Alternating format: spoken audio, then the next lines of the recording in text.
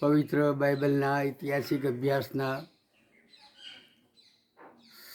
સાથી ભાઈ બહેનો, આપ સૌનું સ્વાગત છે. પ્રભુનો જય જયકાર. ગત અભ્યાસમાં ગુરુવારે ક્રમાંક 15માં આપણે અંગ્રેજી બાઇબલના પિતા કહેવાતા પ્રખર બાઇબલ અનુવાદક વિલિયમ ટિન્ડેલ અને એમની કરાયેલી સતાવણી વિશે અને એમના અનુવાદને સળગાવી દેવામાં આવ્યો હતો એ વિશે જોઈ ગયા છીએ. આજે ક્રમાંક 16માં આજે એવા એક પ્રખર અનુવાદક વિશે આપણે જોવાના છીએ. એમનું શુભ નામ છે માર્ટિન લ્યુથર. ધર્મ સુધારણા ક્ષેત્રે એમણે મહત્ત્વના કદમ ભરેલા છે અને પ્રોટેસ્ટન્ટ ધર્મ સંપ્રદાયના જનક તરીકે તેમનું નામ તે જાણેલું છે. એમના એ જમાનામાં એટલે ઈસવીસન 1500ના અરસામાં ખ્રિસ્તી વહીવટીતંત્ર અને ધાર્મિક વિધિ વિધાનોનો જે ચીલાચાલુ ઓર્થોડોક્સ સ્વરૂપનો એ ઇતિહાસ હતો, એ ઇતિહાસને એમણે ધડ મૂળથી બદલી નાખ્યો અને આ તો વિશ્વનું એક ધર્મ સુધારણા ક્ષેત્રે વિરાટ કદમ હતું અને તેથી તેઓ આ એક નવા સંપ્રદાય પ્રોટેસ્ટન્ટ સંપ્રદાયના જનક કહેવાયા. એમણે જે પંથ શરૂ કર્યો એને પ્રોટેસ્ટન્ટ પંથ કહેવામાં આવે છે. કેટલાક પરિબળો પ્રોટેસ્ટન્ટનો કંઈ વિપરીત અર્થ કરે છે અને એને વિરોધી એવી વ્યાખ્યામાં ખપાવે છે, પરંતુ એ વાસ્તવિક નથી. સાચી વાસ્તવિકતા એ છે કે પ્રોટેસ્ટન્ટ એટલે સુધારાવાદી.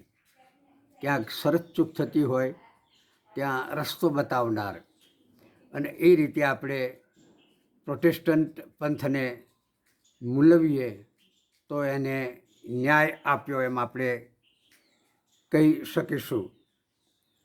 આ ખ્રિસ્તી ધર્મ સુધારણાના પિતા કહેવાતા પ્રોટેસ્ટન્ટ સંપ્રદાયના પ્રણેતા માર્ટિન લ્યુથર એ સંત પાઉલની માફક ઈશ્વર વિદ્યાના ઊંડા અભ્યાસી હતા. ધાર્મિક ક્ષેત્રે તેઓ જડતાના નહીં પણ સુધારાવાદી સિદ્ધાંતો અને માણસનો ઈશ્વર સાથેનો જે સંબંધ છે એવા સંબંધની માન્યતાના આગ્રહી હતા અને આ એમની એક સાચી અને વાસ્તવિક માન્યતા હતી. તેમનો જન્મ ઈસવીસન 1483ની સાલમાં નવેમ્બર માસની 10મી તારીખે જર્મની દેશના એક નાનકડા ગામ એસ્લેબેનમાં થયો હતો. એ પોતે એમના ત્યાર પછીના જીવનમાં ધાર્મિક જીવનમાં કેથલિક સંપ્રદાયના પુરોહિત પદે પ્રસ્થાપિત થયા હતા. બાઇબલના અભ્યાસમાં નિષ્ણાત હતા. એમના ધાર્મિક જે બાબતો હતી એને પણ તે અનુસરતા હતા, પરંતુ કેટલીક બાબતોમાં એમણે પોતાના મત જાહેર કર્યા કે જે આ સંપ્રદાયમાં બરાબર ચાલતા ન હતા અને તે ઘણા બધા લોકોની દૃષ્ટિએ માન્ય ન હતા અને સંભવ છે કે ઈશ્વરને પણ એ માન્ય ન હતા. અને તેથી માર્ટિન લ્યુથરે તેઓ પોતે જે સંપ્રદાયમાં હતા એ કેથલિક સંપ્રદાયનો વિરોધ કર્યો અને તત્કાલીન જર્મનીના વિટેનબર્ગના કિલ્લાના જે ભવ્ય ભક્તિ સ્થાન એના બારણા ઉપર પ્રવેશ દ્વાર ઉપર એમણે એક પાટિયું લટકાવી દીધું અને આ પાટિયા ઉપર એમણે તે વખતે ચાલતા જે રીતિ રિવાજ એમાં જ્યાં જ્યાં યોગ્યતા નથી એવા 95 મુદ્દાઓનું આરોપનામું રજૂ કર્યું. કોણ આવી હિંમત કરી શકે? એક બાજુ આખી ધર્મસત્તા છે, બીજી બાજુ કેવળ માર્ટિન લ્યુથર છે અને આ 95 મુદ્દાનું આરોપનામું વાંચીને તત્કાલીન ધર્મસભામાં ભારે હલચલ, ચઢાવ ઉતાર તે મચી ગયા. ઉથલ પાથલ જેવું વાતાવરણ થયું. આ પાટિયું લટકાવવાનો ઇન્સિડન્ટ ઈસવીસન 1537ના ઓક્ટોબર માસની 31મી તારીખે બનેલો હતો. આજે આપણે માર્ટિન લ્યુથરના જીવન વૃત્તાંત વિશે જોવાના નથી, એ તો આપણો આડ વિષય છે. પણ આજે આપણે બાઇબલના અભ્યાસમાં એમનું જે પ્રદાન છે એ વાત પર આગળ વધવાના છીએ. માર્ટિન લ્યુથરે બાઇબલ ક્ષેત્રે જે મોટામાં મોટું કામ કર્યું એ તો બાઇબલનો ગ્રીક ભાષામાંથી જર્મન ભાષામાં અનુવાદ કર્યો તે છે. અને અનુવાદના ક્ષેત્રમાં, અનુવાદના રણ મેદાનમાં અગ્રણી તરીકે આગલી હરોળમાં એમણે ઝંપલાવ્યું. પ્રભુના પવિત્ર વચનોનું જર્મન ભાષામાં તેમણે ભાષાંતર કર્યું. ત્યાંથી તેઓ અટક્યા નહીં. આજ સુધી જે ભાષાંતરો થતા હતા એ લેખિત ભાષાંતરો થતા હતા અને ત્યાંથી આગળ વધતા ન હતા. માર્ટિન લ્યુથર ત્યાંથી એક કદમ આગળ વધ્યા. એમણે શું કર્યું? એમણે એને મુદ્રિત સ્વરૂપ આપ્યું, ટાઈપ્સ સ્વરૂપ આપ્યું અને એમનો જે અનુવાદિત હસ્તલેખ હતો એને પ્રેસમાં છપાવ્યો. તે વખતે જર્મનીમાં ગ્યુટેનબર્ગ નામની એક વ્યક્તિએ એમના નામે ગ્યુટેનબર્ગનું છાપખાનું એવી પ્રેસની શરૂઆત કરી હતી અને આ છાપખાનામાં માર્ટિન લ્યુથરે કરેલો અનુવાદ તે મુદ્રિત થયો, પ્રકાશિત થયો. એટલે બાઇબલને સૌ પ્રથમ મુદ્રિત સ્વરૂપ આપવાનું કામ અને પ્રકાશિત કરવાનું જે સ્થાન તે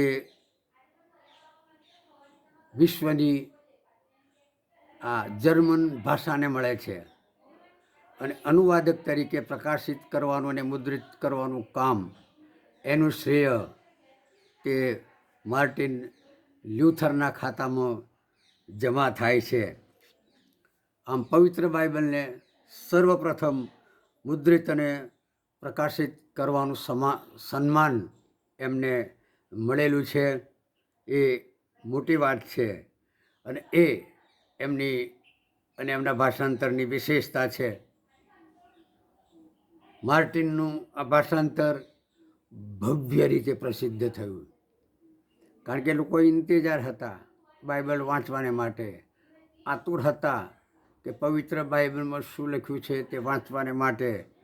અને તેથી એની જે નકલો ચપોચપ ઉપડી ગઈ. માર્ટિન લ્યુથર તેઓ મરજીવા જેવા વ્યક્તિ વિશેષ હતા. મરીને જીવે અને મરજીવા કહેવાય. એમનું શૌર્ય અને સાહસ દાદ માગી લે એવા હતા. અને આખરે આ સેવાનું પરિણામ અને એની કદર શી થઈ આપણે જોઈએ. અગાઉ જ્હોન વિકલિફ ઉપર દમન ગુજારવામાં આવ્યો હતો, અનુવાદનું કામ કર્યું હતું. તેથી વિલિયમ ટિન્ડેલને એમના અનુવાદ સાથે બાળી નાખવામાં આવ્યા હતા, અંગ્રેજી બાઇબલના પિતાને. અને એ જ પગલે માર્ટિનની સાથે પણ કાર્યવાહી કરવામાં આવી. કેથલિક ધર્મસંઘે પોતાના એક જાગૃત પુરોહિતને ઈસવીસન 1521માં બહિષ્કૃત કર્યા, બહારનો રસ્તો દેખાડી દીધો. આ બનાવ છે ઈસવીસન 1521નો. આજે એને 500 વર્ષ થાય છે, એક વર્ષ ઓછું.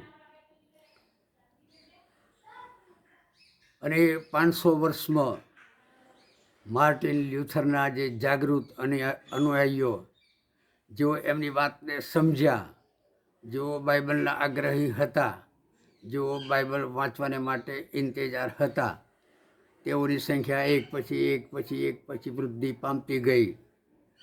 અને આજે આ પ્રોટેસ્ટન્ટ પંથ કે જે સુધારાવાદી પંથ છે, એની 39,000 કરતાં વધારે પ્રશાખાઓ વિશ્વમાં પ્રસરેલી છે અને પ્રતિદિન એમાં વૃદ્ધિ થાય છે. 500 વર્ષ પૂર્વે ઈસવીસન 1521માં માર્ટિન એકલા હતા. અને ત્યાર પછી એમની સાથે જે અનુયાયીઓની ફોજ એમની પાછળ જોડાઈ, એનું સંખ્યાબળ આપને જાણવું છે. આશ્ચર્ય લાગશે. આજે એમના ધર્માર્થી અનુયાયીઓની સંખ્યા વિશ્વમાં 40 કરોડ 40 લાખ અને 20,000 જેટલા છે. 63 વર્ષની વયે 18મી ફેબ્રુઆરી ઈસવીસન 1546ના દિવસે માર્ટિન લ્યુથરે પોતાની તલવાર મ્યાન કરી, સેવા પૂરી કરી અને આ પૃથ્વી પરથી એમણે વિદાય લીધી અને તેઓ પ્રભુના પંથે સીધાવી ગયા. માર્ટિન લ્યુથરના જીવનને માટે, એમની સેવાઓને માટે આપણે એમને જેટલા ધન્યવાદ આપીએ એટલા ઓછા છે. અને એની સાથે એમની જીવનને સેવાને માટે આપણે ઈશ્વરનો આભાર માનીએ છીએ. અત્યારે બસ આટલું જ. હવે પછી આપણે અનુવાદ ક્ષેત્રે ઘણી બધી વિસ્તૃત માહિતી છે, પણ એ સંક્ષિપ્તમાં જોઈશું આવતા ગુરુવારે. ત્યાં સુધી પ્રતીક્ષામાં રહીશું. આપ સૌનો આભાર.